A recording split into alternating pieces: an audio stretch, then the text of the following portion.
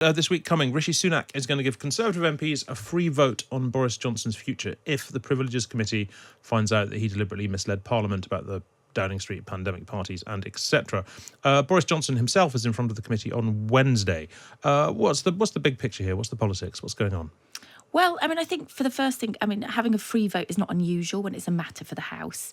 The reason that this has become sort of significant is that they did whip with the Owen Paterson vote, which obviously blew up in their faces completely. So obviously it's a different Sunak and a different Prime Minister now that's making slightly different choices so as to not inflame these kind of tensions. But yeah, in essence, we're going to see the Prime Minister in the dock, the former Prime Minister in the dock, charged with contempt of Parliament.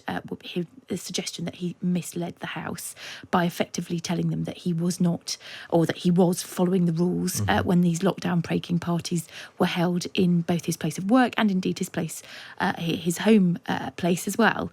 But there's a bigger story to this, which is the allies of Boris Johnson think this is all a bit of a show trial. They effectively think that this is a way to humiliate the former Prime Minister, to stop him ever being able to come back to Downing Street, and that it's all politically motivated, largely because it is led by a Labour MP, Harriet Harman, which again, it's not unusual. This is what the Privileges Committee is set up to do. It's usually led by a senior member of the opposition. So again, that's not unusual, but that's not going to stop those allies of Boris Johnson crying foul, particularly in the context of what we now know about where Sue Gray is going.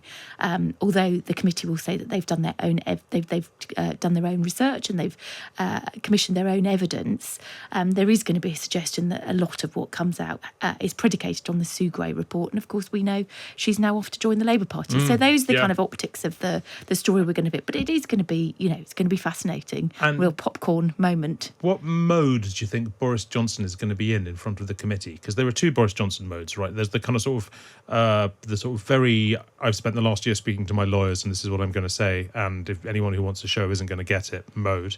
And then there's the kind of sort of lay about, treat the whole process with the disrespect that I'd imagine he'd like everyone else to treat it too. Which one do you think he'll be? Well, a bit of both, I think. It's interesting that he's clearly been quite disciplined thus far.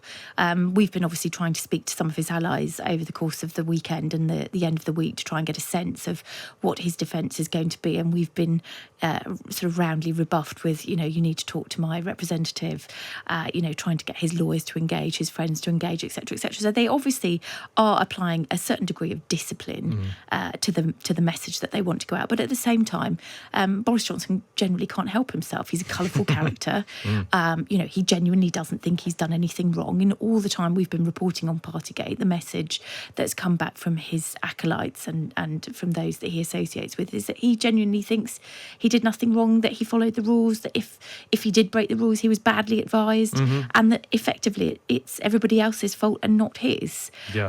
So I think that we'll, potentially see a bit of that. But given the hearing is listed to take 4 hours, it's sort of 2 p.m. to 7 p.m. There's a vast amount of time for people to start freelancing and going off on tangents, etc., etc. So it'd be absolutely fascinating to see if he managed to kind of suppress some of his more natural, colourful instincts in this particular instance.